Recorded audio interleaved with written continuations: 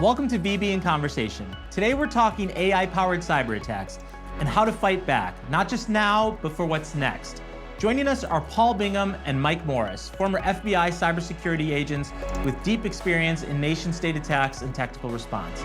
Now, at Western Governors University, they're training the next wave of defenders to handle AI threats with speed, precision, and resilience.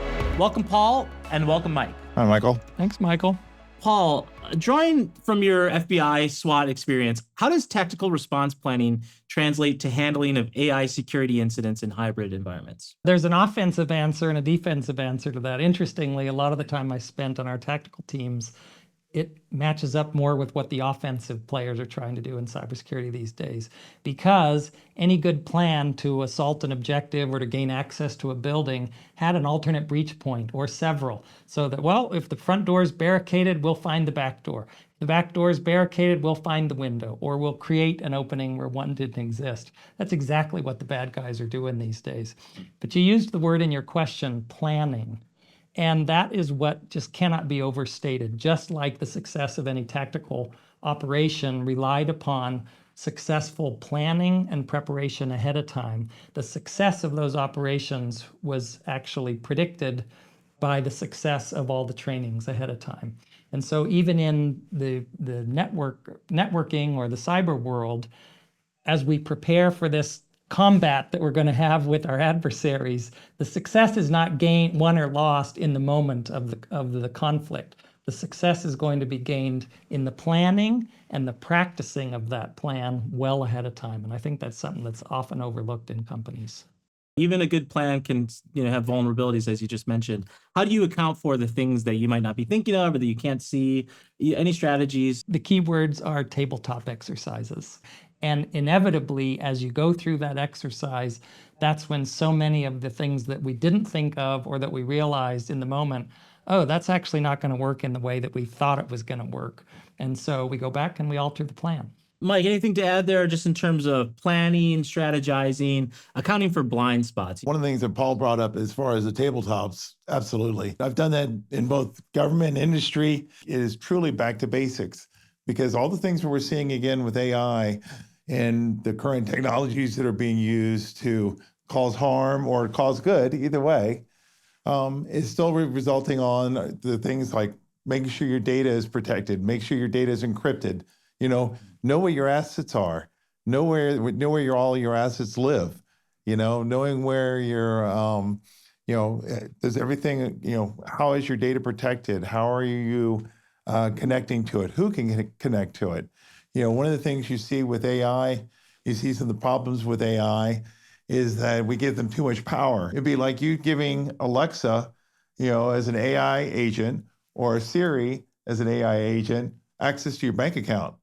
You wouldn't do that, right? You wouldn't say, hey, Siri, go ahead and move $1 million out there. But that's what companies are doing with some of their AI agents. They're giving them way too much control. So you could have unintended consequences if you give agents or APIs too much authority, too much access to protected data, and you don't protect your assets and your data, it can cause all kinds of havoc. Had they done the tabletop that Paul had mentioned, does your AI agent have access to both protected internal assets? And the CEO would immediately say, oh, no, that'll never happen. And the lawyer would say, oh, that would be against the law if that happened. And then the engineer in the back goes, hey, wait a minute. Yeah, it does have access. You mentioned something about blind spots as well as how training helps identify blind spots. Those plans are not always going to identify the blind spots like a zero-day vulnerability, which is why the crown jewel is the zero-day vulnerability. That's where AI is really helpful because the ability to identify the anomalous behavior, check it against all known behaviors, known interventions that we've taken, whether that's automated as an agent unto itself or whether it's a referral to the human operator that's in the loop. But that zero-day vulnerability that pops up, AI does certainly help us identify much more quickly that something unseen is occurring. The fact that this is new technology, that we don't fully understand. What advice do you have for people that are towing this line, that are, that want to adopt AI and bring it into their enterprise, but are also, want to be considerate of the vulnerabilities and move thoughtfully and carefully. Just like with humans following the principle of least permission, we need to make sure that our machines, our AI, is similarly that we're applying permissions so that it can't get outside of those areas where it doesn't belong. And I think that's the best advice, because with this rapid expansion, or not knowing sometimes, well, I'm operating this service in the cloud. Well, what does that really mean? Where is that service being hosted? Or where is that data actually living? It's the same with our AI. We need to understand those processes well enough to understand that we can isolate their access to our data or to the processes that we're letting it interact with, so that it doesn't start sort of letting the chickens out of the barnyard. And Mike, yeah, anything to add there, just between this tension between wanting to move fast, wanting to adopt AI, bringing it into organizations or enterprises, and then also kind of the baggage that comes with the added vulnerabilities and risk. Yeah, one of the couple things we didn't talk about on so far with AIs, a lot of times companies, they can't afford to build it. So then they use a lot of the platforms that are out there, and they already have trained models out there. The question becomes, is how do you know how was it trained? Who's testing that to make sure there's not a backdoor or malware put into it on there? And there've been multiple cases now with multiple platforms that offer these tools where hackers are putting malware out on it. And so you may not know it until a year goes by. And the model that you built is now being used in real life in production. And all of a sudden, all these bad things start happening.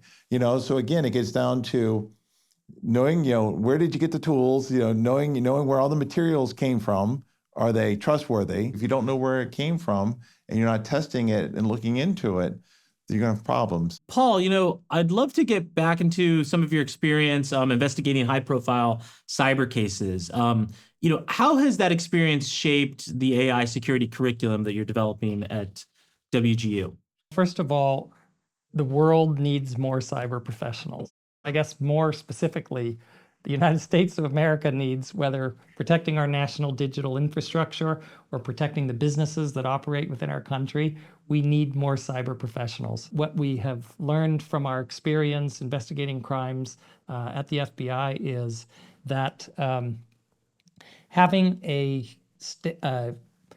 solid understanding of the foundational skill set gives our students and our graduates the building blocks that they need, so that as technologies advance and evolve into the future, again, those are built on binary systems. And so as long as we have the foundational skill sets and the building blocks, we can adapt and grow as the profession changes going forward. A couple of things that we see a lot of times, if somebody's really good technically, they have a hard time talking to the business.